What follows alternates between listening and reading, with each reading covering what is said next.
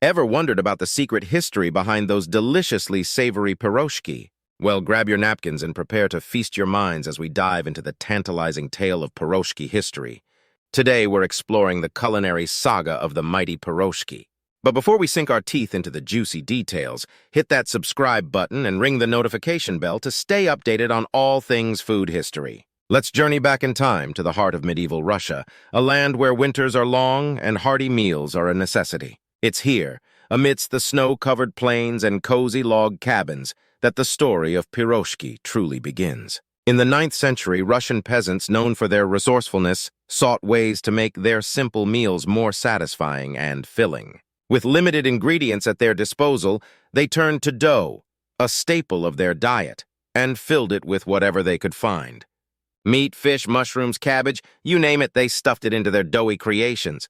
These humble dumplings, known as piroshki, were not only a source of sustenance, but also a culinary canvas for creativity. Picture this, a warm, golden-brown pocket of dough filled with a savory medley of ingredients.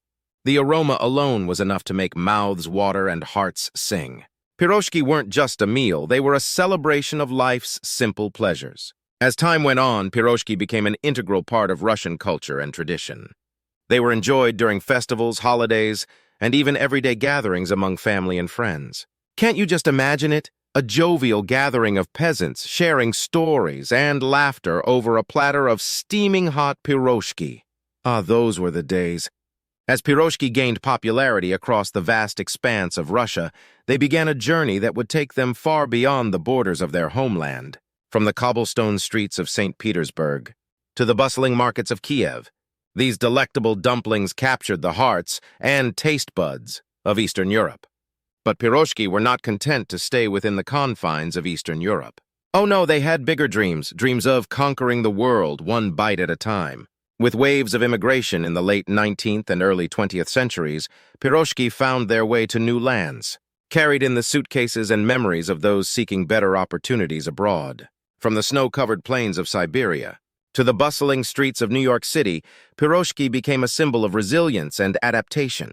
They were no longer just a Russian delicacy, they were a global sensation. Picture this, a busy street corner in Manhattan where vendors hawk piping hot piroshki to hungry passers-by. Or a cozy cafe in Melbourne where friends gather to share stories over a plate of savory delights. Piroshki had found a new home and a new audience in every corner of the globe. And let's not forget the role of culture and tradition in spreading the gospel of piroshki. Whether it was Russian immigrants sharing their culinary heritage with newfound neighbors, or adventurous foodies discovering new flavors abroad, piroshki became more than just a snack.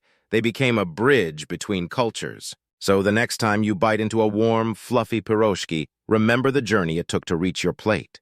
It's not just a dumpling. It's a delicious reminder of the power of food to bring people together no matter where they come from. All right, let's dive into the doughy depths of piroshki and uncover what makes them so irresistible and occasionally regrettable.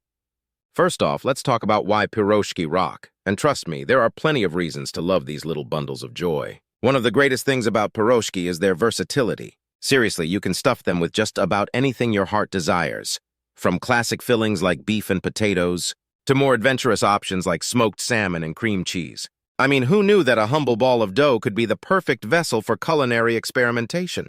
But here's where things get a bit sticky, quite literally.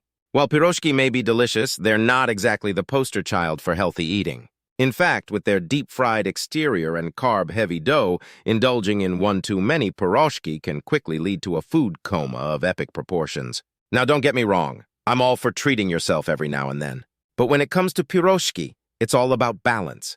Pairing your favorite dumplings with a side of crisp, crunchy veggies not only adds a pop of color to your plate, but also helps offset some of those indulgent calories. So the next time you find yourself craving a taste of piroshki paradise, go ahead and indulge. Just remember to savor each bite and maybe save a few for later. Your waistline will thank you. And there you have it, the savory saga of piroshki, from humble beginnings to global sensation. Remember, while it's important to savor the flavors of the past, it's also crucial to balance indulgence with moderation. Until next time, keep exploring, keep cooking, and keep the food history alive. Don't forget to like, share, and leave a comment down below with your favorite piroshki filling. Thanks for watching and bon appétit!